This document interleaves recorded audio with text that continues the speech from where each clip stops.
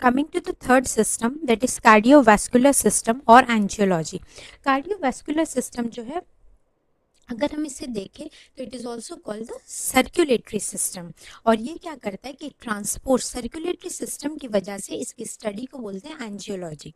ठीक है, it transports the blood, oxygen, nutrients, hormone और जो भी वेस्ट है थ्रू आउट द बॉडी, यानी जितना भी सर्कुलेशन का काम हो रहा है वो सब जो है थ्रू द कार्डियोवास्कुलर सिस्टम होता है. It consist of heart. क्या क्या रहता है इसमें?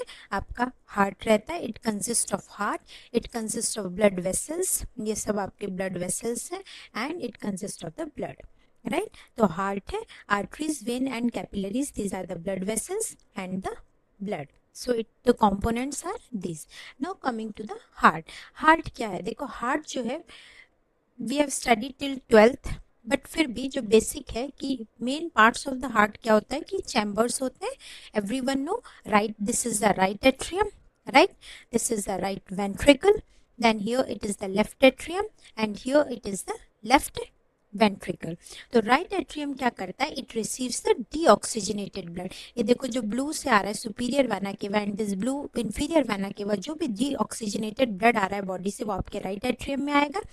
राइट एट्रियम से जो है राइट वेंट्रिकल में जाएगा, और राइट वेंट्रिकल से it again goes to the lungs. अब ये जाता है क्योंकि ये डीऑक्सीजनेटेड होता है तो ये लंग में जाता है, और लंग में जो है ये ऑक्सीजन हो जाता है, और लेफ्ट एट्रियम में जो है ये आता है ऑक्सीजनेशन के बाद जो है ये आता है आपका लेफ्ट एट्रियम में, that is the oxygenated blood.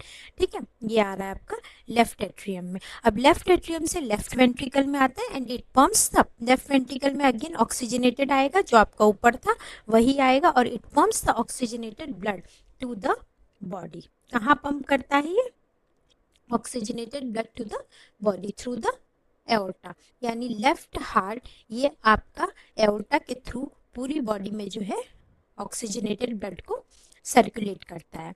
Again there are valves present, right, like chambers.